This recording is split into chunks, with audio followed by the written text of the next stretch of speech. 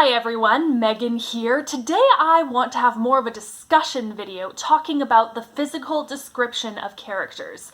Now, when I woke up this morning, it's a Saturday, I was planning on filming a video on Mansfield Park, part of my Journey to Jane Austen series, but I was watching a video on BookTube. It was Jennifer Brooks' video, her vlog on Emma by Jane Austen. I will link that video below. It was a fantastic video and it inspired me to make this video instead of my Mansfield Park one.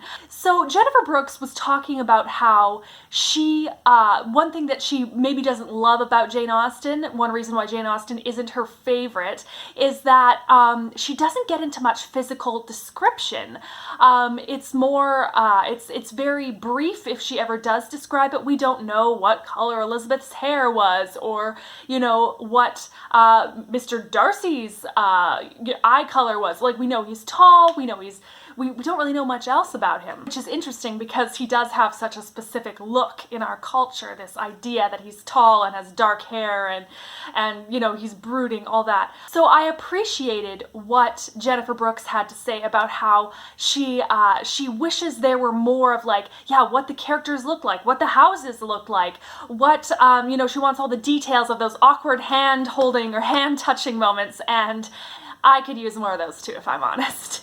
But I actually come from more of the opposite perspective, whereas I love that about Jane Austen, that she doesn't give us too many details about their physical looks. Because when I'm reading a book, I'll usually get a pretty clear image pretty quickly of what the character looks like, and if an author starts describing, especially if it's not in that first meeting, that character, if they start describing what that character looks like a little later, I've already got that image in my head and I'm like, this is not fitting with what I've imagined, and I try to reimagine it according to what the author has written, but I cannot do that. Like, my mind tells my imagination, no, this character's supposed to have black hair, not blonde hair. And it's like, I just can't seem to make myself change my mind. Yeah, I thought that was really interesting. I've been thinking about physical descriptions of characters for the last couple months, actually, because of reading Villette and The Professor by Charlotte Bronte. Here's my beat up copy of The Professor by Charlotte Bronte. The sticker kind of destroyed the cover a bit, but that's okay. It was $2 in a used bookstore, so I read these two books recently, and it bothered me, the descriptions of the characters, especially these kind of ways that they would describe the women as like these kind of infantile creatures. And this is from a female author. So it bothered me so much, and I much prefer Jane Austen, how she describes the manner of the characters, the mannerisms, the airs, the way they carry themselves. That's how she describes them. And then for me, the physical image fills in the rest. One thing though, Jane Austen does describe that Mary Crawford in Mansfield Park, she describes Mary Crawford as being small and brown, I think. Like brown hair, brown eyes, brownish coloring. I think that's what she meant by saying small and brown, but maybe she didn't. That's just how my imagination filled it in. That's probably not how I would have pictured Mary Crawford, but I was able to kind of let that one in because I pictured Fanny as actually a little taller, with blonde wispy hair kind of like up here, like in some kind of pushed her hair up, kind of yellowish blonde with skin almost the color of a yellowish green bruise, because she is very sickly, with light hazel eyes and big bags under her eyes. Although when she's feeling better, I think her complexion becomes a little rosier and those bags start to disappear. Not that Jane Austen wrote about bags under her eyes, that's just what came to me. Yeah, so I love that freedom to imagine things the way I want them to be. One example I can think of when I first realized that I couldn't change my imagination, whatever image I had in my head, I could not change it no matter how hard I tried, was when I was like around 10 years old. I was reading the Babysitter's Club books by Anne M. Martin. I loved those books. And she is very clear about describing what the characters look like, and the characters, there's illustrations of them on the covers of the books. It's very clear what they look like. So, and she describes them looking like that right from the get-go, so I did imagine them the way that she wrote them.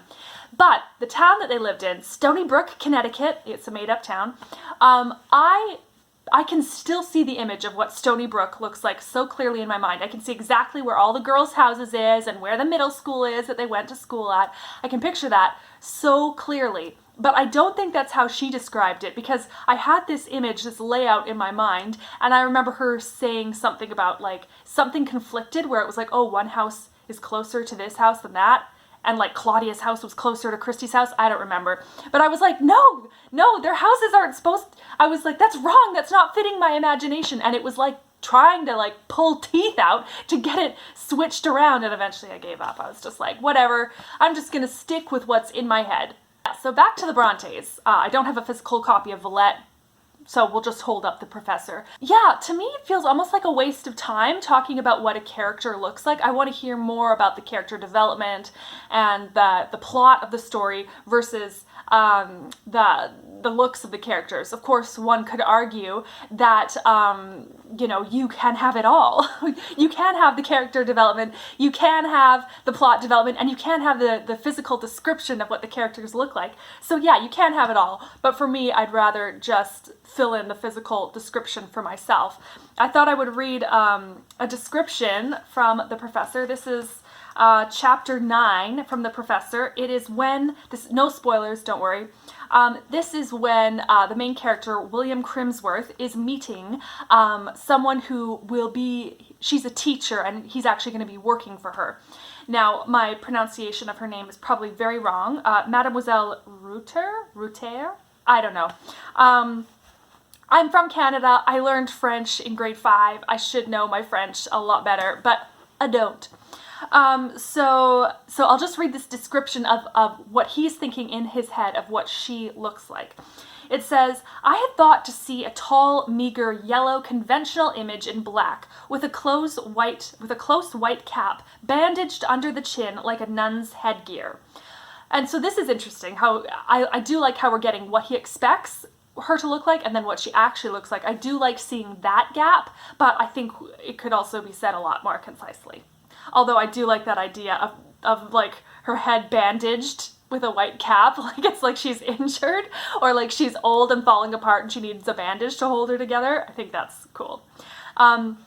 Whereas there stood by me a little and roundly formed woman who might indeed be older than I, but was still young. She could not, I thought, be more than 6 or 7 and 20. She was as fair as a fair Englishwoman. She had no cap, her hair was nut brown, and she wore it in curls.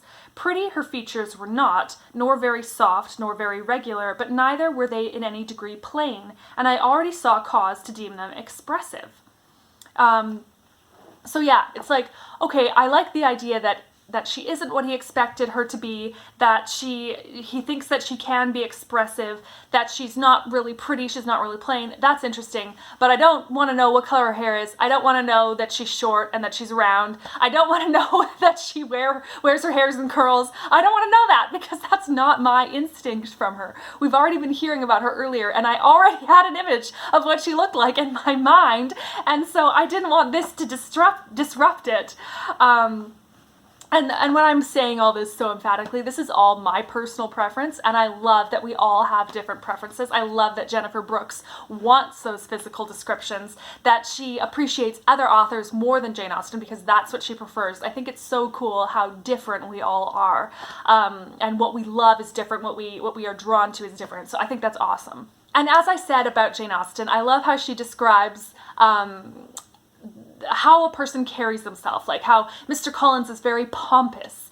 Mr. Darcy is also pompous in a way, but it might come more from awkwardness and from pride, but it's not so goofy like Mr. Collins is. Jane Bennet, she's very sweet and very kind, but she's also guarded. I love that Elizabeth is arch. Like she has that arch smile, she laughs at the world, she's pretty, she's got fine eyes, tolerable teeth, but she is not as beautiful as Jane. So that's as far as we go physical description wise. We really don't know what color her hair is. It's only popular culture that has made her hair color brown. I also really like it when authors describe a character's reaction to another character's physical appearance.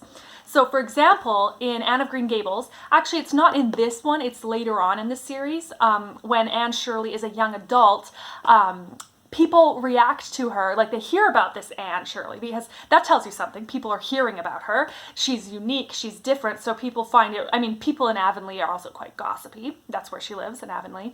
So people, they hear about this Anne Shirley. Sometimes they are told, oh, she's beautiful. They meet her and they're like, she's not that pretty, she's kind of plain. Whereas other people are told, oh yeah, she's plain, she's not beautiful. And then they meet her and they're like, what are they talking about? She's quite beautiful.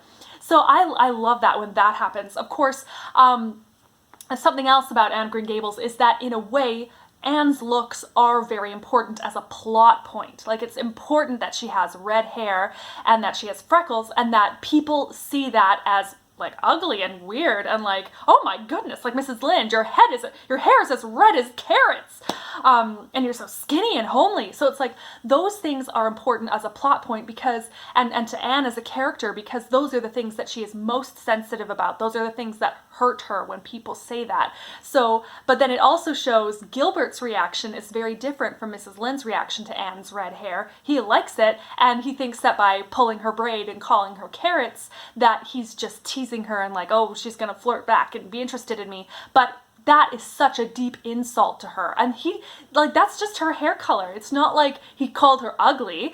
I mean, Mrs. Lynde called her ugly, but Gilbert didn't call her ugly, but that's the way Anne took it. So in that way, knowing what her physical appearance was is very important to the book. Now, I thought I'd read another quote from the professor where I think that Charlotte Bronte did something similar to that, where something similar to Jane Austen, where she described a character in a way to get the character development of the character, of the way they carry themselves, who they are as a person, and in describing them in that way, it fills in their physical description.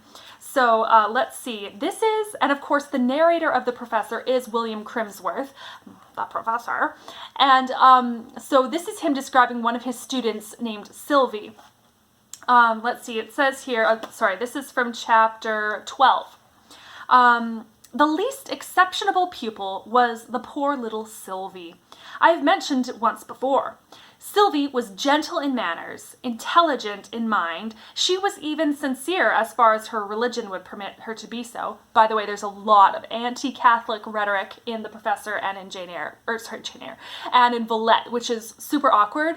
I don't like it at all, but it really shows you what Charlotte Bronte, where she was at and what her experience in life was as a Protestant and how anti-Catholic she was. By the way, I'm Protestant and I'm not anti-Catholic. Let's see here. But her physical organization was defective. So, okay, is she going to get into some physical description of Sylvie? Weak health stunted her growth and chilled her spirits. I like that. It's not exactly a description of her physically, but it is of her character.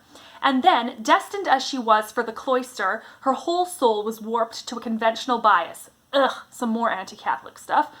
And in the tame, trained subjection of her manner, one read that she had already prepared herself for her future course of life by giving up her independence of thought and action into the hands of some despotic confessor. Again, more anti-Catholic rhetoric, wow. But basically, the way I picture Sylvie, I get a very clear image from that. Even though we didn't hear what color her eyes were, what color her hair was, we did hear that her growth is stunted. So I'm picturing someone who's very small, very short. She probably hasn't been fed properly. You know, she probably hasn't had great nutrition.